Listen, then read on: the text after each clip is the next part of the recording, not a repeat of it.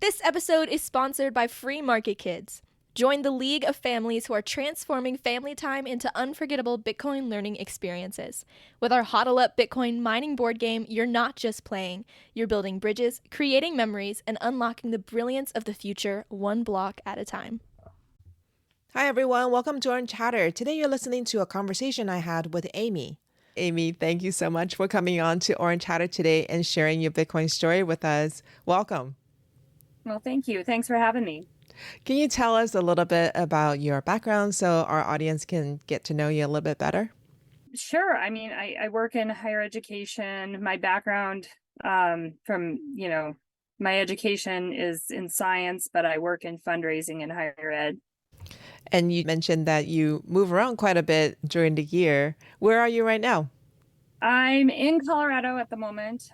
Just dropped my younger son at college, and I have two boys that are in college now, and so I'm trying to spend more time with my parents who are getting older, and going to be working from Vermont, Wyoming, and Mexico this next year, with like probably some trips to Nashville where my older son is at interspersed in, and other trips to Colorado as well.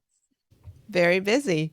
Can you tell us a little bit about how you came across Bitcoin and what the circumstances were? Sure. So actually, the very first time I heard about Bitcoin was in the early days when it first came out. I think it was a Fast Company article about it, and the whole thing just seemed so weird. Like how could you just create like a digital money and it would be valuable, or that people would buy into it? And then there were years went by that I didn't ever even think of Bitcoin. I just kind of knew it existed, but it didn't come up in my life at all. And then in 2020, I realized that my dad, with extra money that he bought Bitcoin, Ethereum, and a whole bunch of other stuff. And that both of my boys, who were still in high school at the time, had bought Bitcoin. And so that kind of intrigued me, and I started looking more into it. And I thought, well, if I'm going to buy Bitcoin, I really want to understand what it is and how it works. And I had been, during the whole COVID time, gravitating toward libertarian podcasts, and it had been coming up in those. And there was a course that was advertised that was about Bitcoin. So I actually took that course, which was really just listening to, three different, I think, sessions with someone explaining it. And there's, looking back, I should re-watch those sessions, because there were so many things that he mentioned that I didn't know anything about at the time. And then I took another course, and then I started reading, and then I followed the What Bitcoin Did podcast, and I learned a lot from that podcast, and it just kind of folded out from there. And I think the moment that really it clicked for me, and the big moment for me, was when I realized that Bitcoin was something that I could hold, that no one, including the government, could take away from me, that I could actually sovereignly own it. That was huge. Yeah, that's a huge draw for every single Bitcoiner. What was your first impression when you came across it again? Other than the fact that your family members were investing in Bitcoin, was there any, like, what was your number one doubt about Bitcoin at that time that you had to overcome? Yeah, I don't think that I had huge doubts about it. I mean, I didn't come to it with a lot of skepticism like a lot of folks do. I kind of had this open mind toward it, and just had a lot of curiosity about it. Probably, just harking back to that article I remember reading, and some of the questions I had about how can it be like a currency, a money. I mean, I'd never thought of money except for this thing that was issued by the government, and I'd never really thought about money, period. And so to start delving into what money was, and how money started, and that money was backed by gold, and then all the things that have happened since, and the petrodollar, and that we can essentially, with the US dollar, with our fiat currency, print energy. I mean, I guess that's the rabbit hole I went down. And because I have these, I guess, libertarian kind of tendencies, and freedom is really important to me.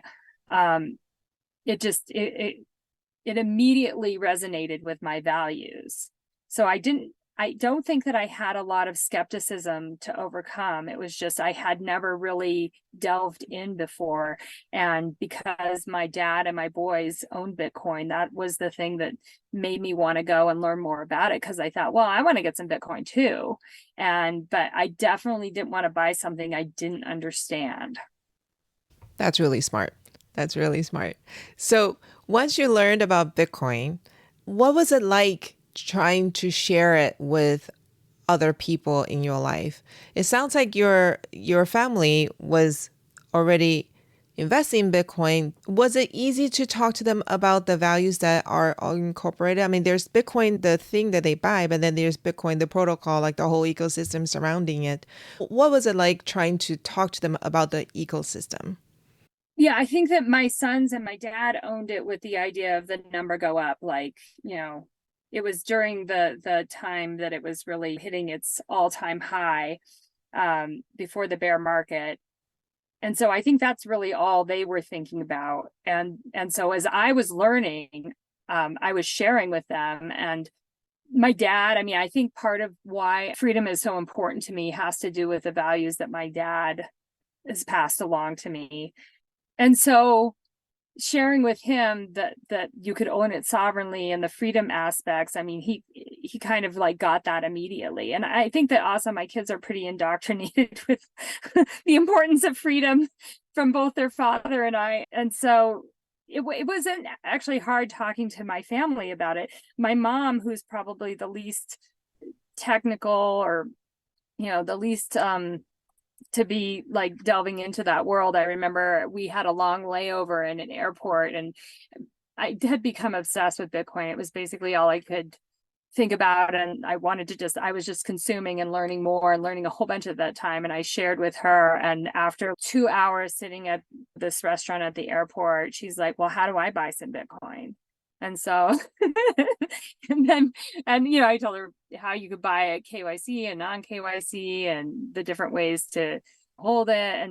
And so both my parents own Bitcoin now, not just my mom. And I've also convinced my dad to get rid of all of the other tokens, including Ethereum, because he now understands the whole difference. And it's all Bitcoin now. And I got them in cold storage.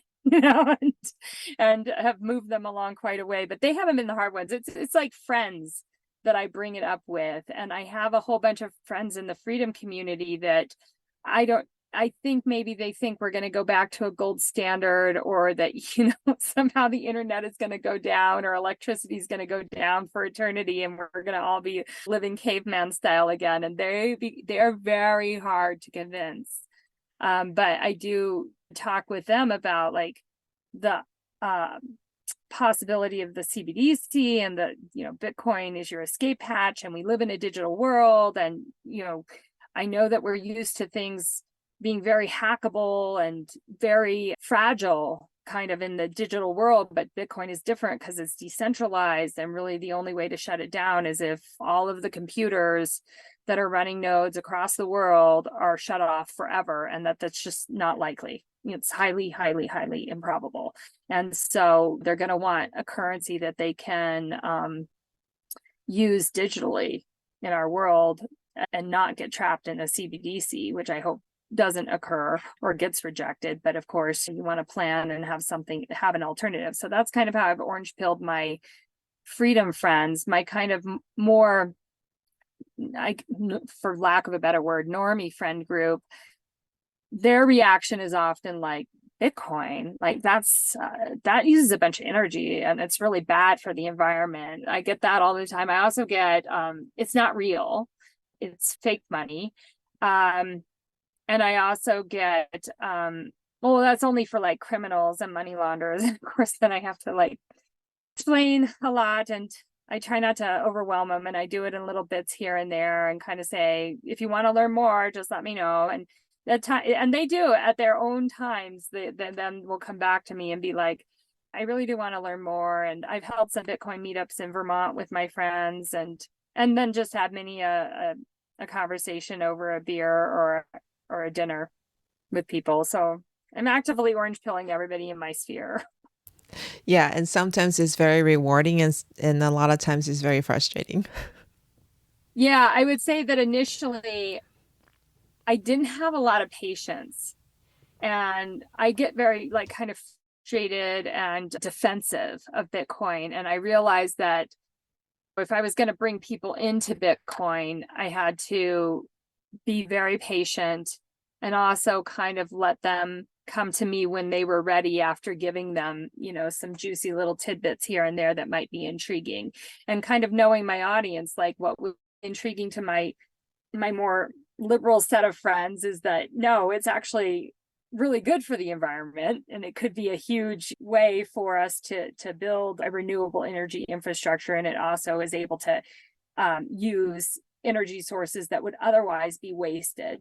So I kind of work on that environmental aspect with them. And then my freedom friends, I mentioned the CBDC. So it's kind of knowing your audience and what's going to intrigue them and get them to want to know more. Yeah, you mentioned the word freedom several times in regards to your friends, your dad, your husband. I feel like there's a story there. Why is freedom such a big value for you? Um, well, my dad, he owned several businesses. He was a general contractor, and I feel like he always was feeling like the state and the federal government were just like putting too much on him as an employer and taking too much of what he was earning, and he was always kind of resentful of that.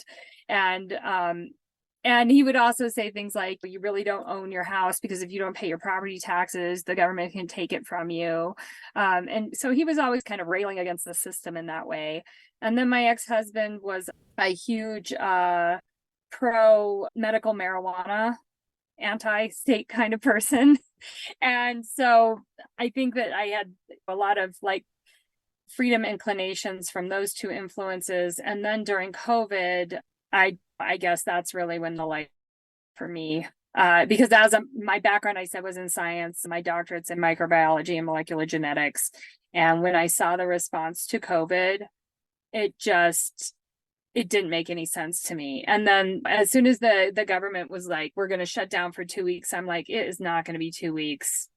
This is like a lot of the freedom grabs they did after 9/11. I mean, I remember noticing that back then, all the freedoms we were losing. And I've been practically resentful of going through TSA every time I have since, which has been many, and thinking it's ridiculous we're still like doing some of these things. And so I was thinking, it's not going to be 2 weeks. It's going to be a very long time. And then Vermont was extremely, extremely, what's the word for it? Compliant. They were very, very compliant. And so I felt so alone, because I was the only one looking around saying, this is insane. This is not how you should react and deal with a respiratory virus. Everybody's eventually going to get this, no matter how much we lock down and how long we lock down. It's a respiratory virus.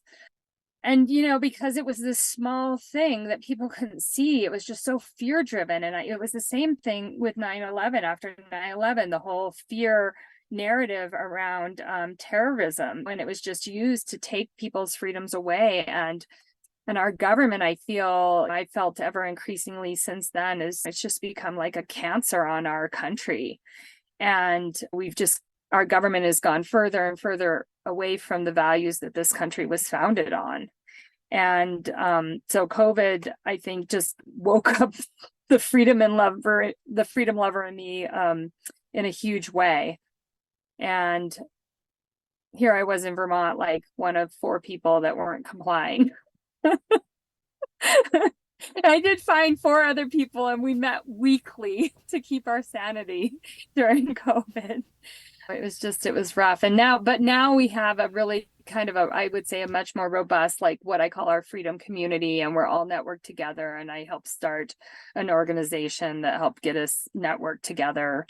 And so should that happen again, the minority won't feel so alone in Vermont. We'll have each other. Hopefully that kind of thing doesn't happen again. But it's probably likely. Yeah, I mean that's a can of worms that we can I know. if we go in there, we'll never come out. So going back to Bitcoin, since going down the Bitcoin rabbit hole, what are the different areas of your life that you have started to look at differently?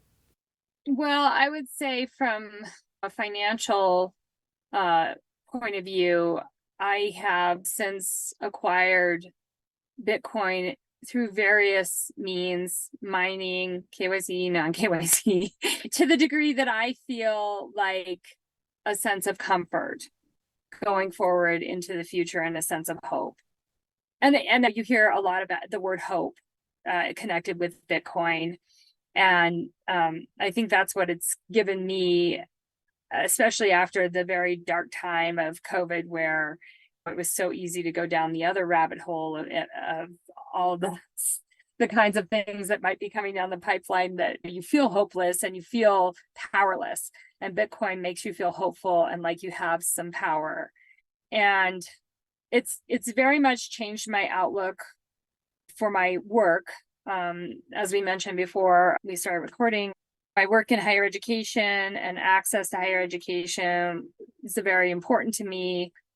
But it's changed my outlook because now I realize with our fiat currency and our debt, I mean, things are so broken, and with the vast majority of people that have gotten poorer and poorer versus the 1% of the 0.1% that have gotten richer and richer, like this chasm is just, it can't be fixed at this point with anything, I think, but Bitcoin. And until things come back into balance with people tending toward Bitcoin as a sound money and as a base layer to a new financial system, the folks that I work with, I don't think that they're just going to be able to change their lives by attaining a college degree. I think that they're working within a system that's so broken that that system needs to be fixed first. So, I mean, I really would like to work in some capacity with the Bitcoin only company. I'm going to a lot of conferences and building relationships with people. And I kind of feel like, if you build the opportunities, it'll eventually come, or maybe I'll have to start my own thing. But I feel like I got one foot out of the higher education world because it's kind of like burst the bubble. It's made me feel like my job that won't make a difference, because this isn't where fundraising to make college more accessible doesn't matter when the fiat system has screwed things up so badly. So, I guess the other thing, Tali, I would add is that working in philanthropy, the other realization I've had is that the people that are in a position to make large philanthropic gifts have benefited. They've been on the benefiting end of the fiat system. And to me, it's so appalling now to realize that, like, now they're giving that money back to the other people that they essentially stole it from, whether they weren't like wittingly doing that, but that is essentially the reality. And now they're giving it back to them with conditions. And it just has made me lose so much of the inspiration of what originally drove me in my work and in fundraising in higher ed. so using your imagination, anything is possible scenario, what would you like to be able to do to help with higher ed in the future? Like anything is possible using Bitcoin or assuming Bitcoin is part of the picture. Well, I mean, if anything was possible, I think like changing the economic majors and departments at higher ed would be really important. They're all Keynesians pretty much, with the occasional outlier who's an Austrian economist. And as you know, the economics departments really just back up the current system, the current fiat system. And so if anything was possible, it would be orange pilling those folks first. But then also seeing more academics who are orange pilled and understand it in general from all different disciplines, I think would be helpful. I mean, anything from journalism to computer science. There's so many areas that if we had people that were orange pilled, it would really, I think, change the trajectory of students and the careers and the opportunities. So I have 4 kids who are college age, and we have this debate in our living room a lot, which is there a place for gen ed classes. Most colleges today are requiring 2 years of general ed. We debate back and forth on the pros and cons of it. Like, it's 2 full years of your life. It's 2 years of education, living expenses, all that stuff, all added together. Maybe they could be done in a more efficient way or a different way altogether. The price tag is really high. And if you think about the fiat system, when we talk about the money supply, one of the things that I never considered was the fact that it was being swelled through student loans. It just, like, in my mind, student loans and money supply were two completely separate things. But that's what's happening.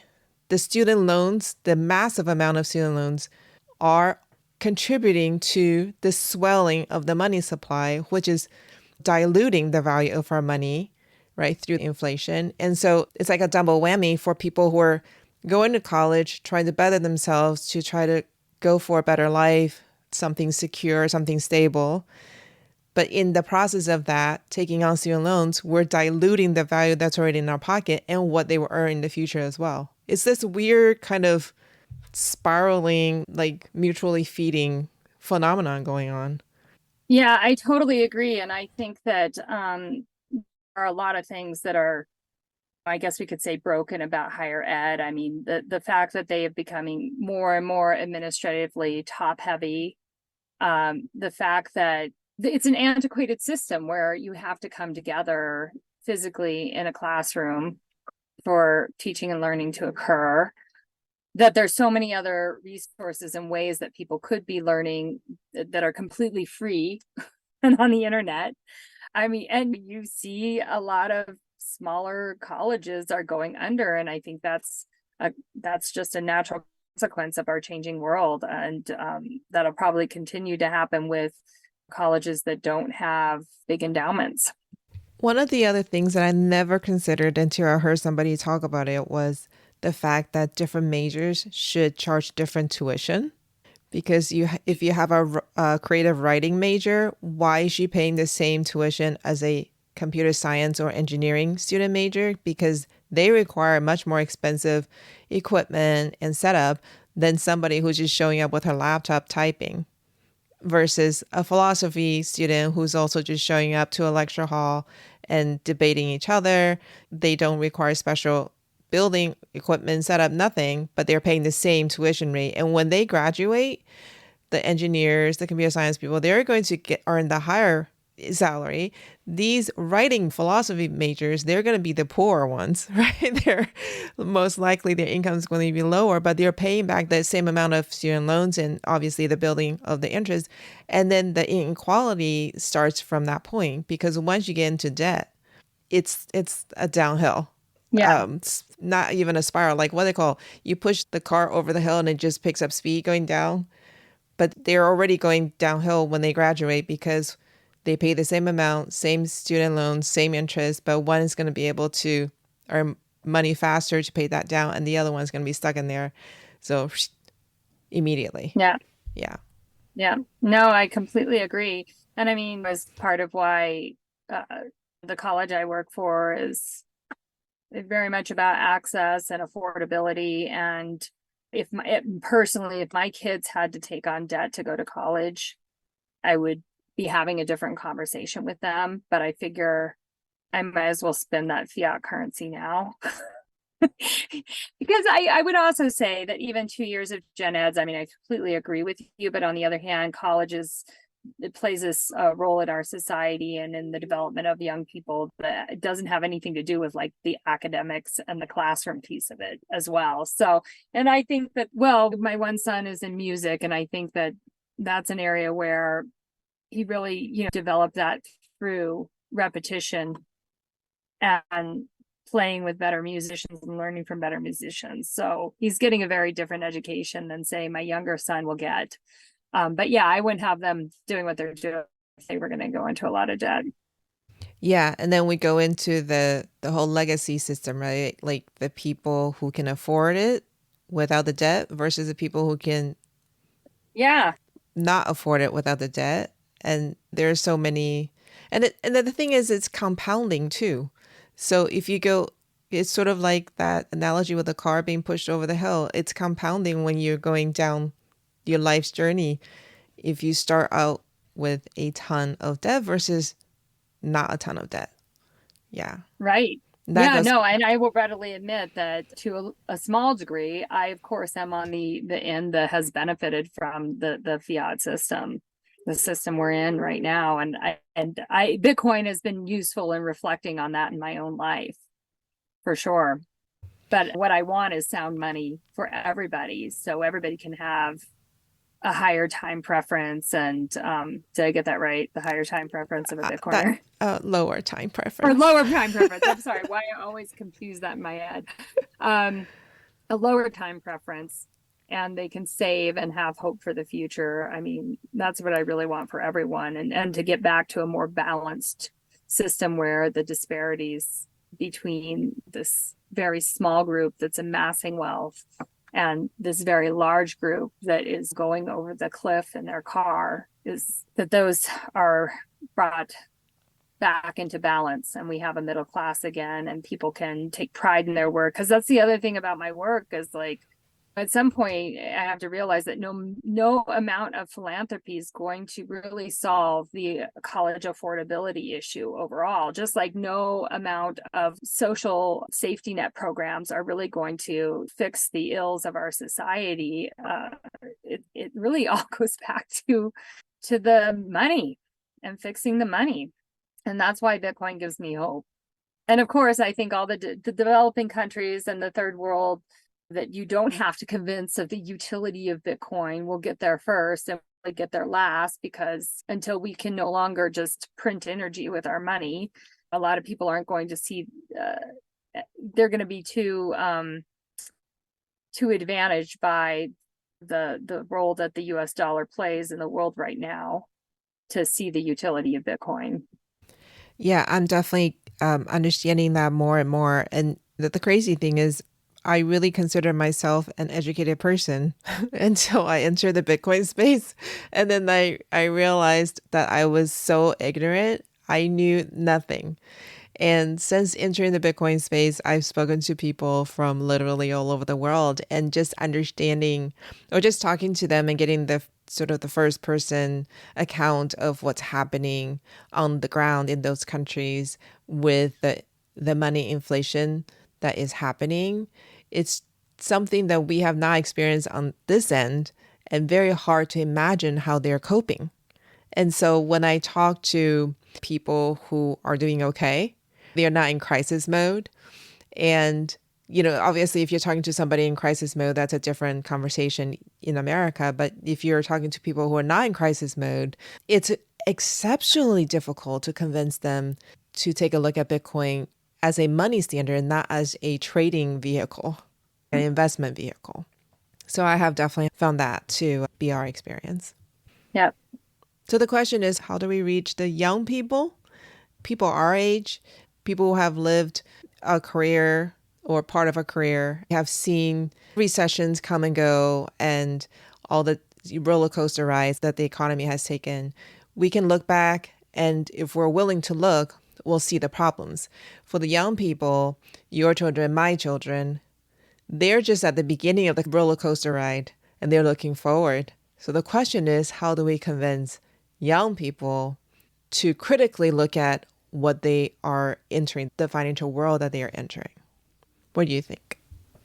Well, I guess I think that maybe we don't have to convince as many people as we think. I mean, I have learned so much about Bitcoin, and Bitcoin has made me reflect on so much, but I'm not sure that everybody needs to do that. I mean, part of the Lightning Network really gives me a lot of hope, because I see that as something that people end up using, and they'll use it because it's a better system, not because they understand Bitcoin.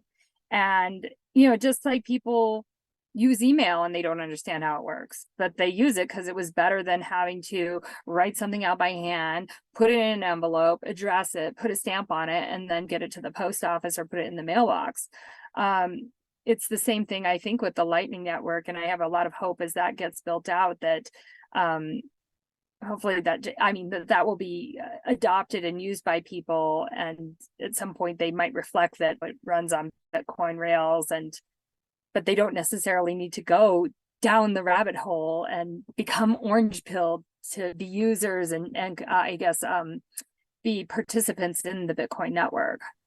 So, really quickly, in your own words, how would you explain to someone new to the Bitcoin space the difference between Bitcoin and the Lightning Network? Yeah, I mean, I use the phrase that the Lightning Network is a second layer that runs on top of Bitcoins. I use the bar tab analogy and explain the difference between the time that it takes for a transaction to settle on the base layer of Bitcoin on the blockchain versus the time it takes to settle at, hence the name Lightning, at the speed of light on the Lightning Network and its final settlement. And I talk about the fees and that this could replace Visa and MasterCard, and so I explained it as a second layer running on the Bitcoin layer, but then very quickly go to kind of the nuts and bolts of like, just imagine you have a bar tab and you're charging things all night. Well, your Lightning node is like a bar tab, and you don't close out your bar tab until you're not using it anymore. And it's the same thing with a node. But maybe even with a node, like your bar tab, you close out at the end of the night. A node you might leave open indefinitely, Yeah, unless it's forced closed, right? So right. I was trying to explain the fees to my daughter, the one that finally decided that she was convinced. And between college friends, if they go out to eat or if they grab a Uber, they would just Venmo each other, right? And it's like no big yeah, deal. One time, my son, as a joke, he and his friends decided to Venmo each other back and forth like 4 or 5 times the same meal because they thought it was hilarious. I'll give you $40. No, I'm going to give it back to you $40. And at the end of that, he came home and he told me what happened. And I said, do you understand how much fees you paid while you're playing that joke with your friend? What is Venmo? Like 2.7% or something like that. Every time you send money, you're being charged. Do you understand that's happening? They didn't realize that was happening because it's not even the swipe of a credit card anymore. It's just right. it's a touch button. So I was showing it to my daughter and I said, look at this. Somebody bought something and we run a store. And so somebody bought something and 2.9% of that amount went to the credit card company. Now I'm going to send you $5 to your Moon wallet. And that's the Lightning Network through the Lightning part of the Moon wallet. Moon wallet also has a Bitcoin side, but so I sent it to her and I said, look at that fee. Because it tells you it was like 25 sats or something. I said, that's not even a fraction of a penny. And I sent it to you. Now, if I had sent you $5 through Venmo, I would have been charged 2.9%. $5, 2.9% of $5 is not a big deal. But what if I send you $5,000, right? Now we're Yeah. starting to pay attention, right? And it's just something that they don't think about because it's just numbers they don't see. They don't touch the money. Somebody said if all of our income was like wheat in the field and they were put into a wagon, and every time we were taxed or we had to pay a fee, it came from the wheat that they removed from our wagon, there would be a revolution because people's eyes will be opened to what's actually happening. But right now, they're just numbers that are just moving all around, and it's just, if you don't pay attention, it accumulates so fast and you don't even realize it's gone to the banking institution or the routing system or whatever it is that they want to call it, but the fees are sucked out of the money that you work so hard to earn, and then just Yeah. here and there just just sucked out, used Yeah. up. And I feel like young people just accept fees as that's just part of the cost of doing business or just part of their world. They just accept it. If they were to wake up to the fact that through Lightning, they don't have to be giving up that value, I think that could be huge. And I think that's huge for retailers too, right? I mean, they really, I think, notice it because they're paying a lot. If they're accepting credit card payments, they're paying a lot to the credit card companies. And I was even explaining to my massage therapist, like, it'll be great if you can take Lightning payments, because then you won't be paying these credit card fees and you'll be paying fractions, pennies on the dollar. And she was very interested in that. And I was explaining that one method for onboarding retailers to the Lightning Network that's out there is the whole idea of the retailer offering a discount of some portion of those fees back to the customer to incentivize them to use the Lightning Network for payments. Yeah. I can't wait until it dematerializes Visa and MasterCard and that whole infrastructure. And I also will talk to my kids about the centralized versus decentralized nature of the traditional financial system versus Bitcoin, and why that is so important to not being able to censor or shut down Bitcoin. Whereas like with Venmo, it seems like a very similar, digital money is digital money, right? But then you explain like, well, Venmo can just do what they want and they could just cut you off. Yeah, definitely. So I have a story. So my husband's uncle was running a bookstore and he was selling through, I think it was eBay at the time. This was a few years back, and eBay was sending money to his PayPal account.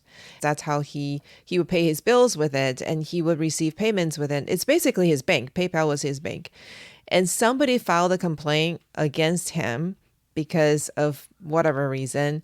And his eBay store was immediately shut down. His PayPal account was completely shut down. And he had no access to any money just like this.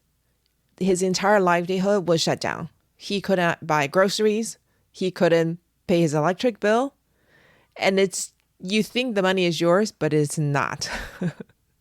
No, and I mean, it's a similar thing with like the Canadian truckers rally, just amplified even more if government gets involved. You know, if they bring their full power and force to bear on the financial system, yeah, your money isn't your money. It can be gone like that, or frozen, or it can just disappear. Yeah, for sure. Any last suggestions, recommendations for women who are sitting on the fence about Bitcoin? I would say just get off zero. Like, it's so funny how I have several friends who I feel like have the knowledge.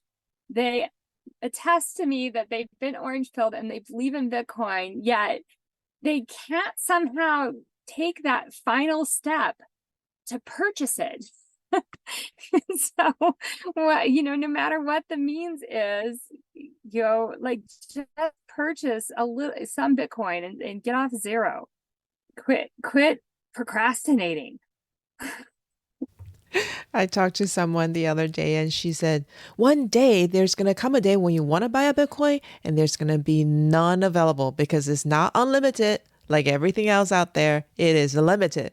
I mean, she was so good at creating that sense of urgency. Even I was listening to her recording afterwards. I was like, oh my gosh, she's right.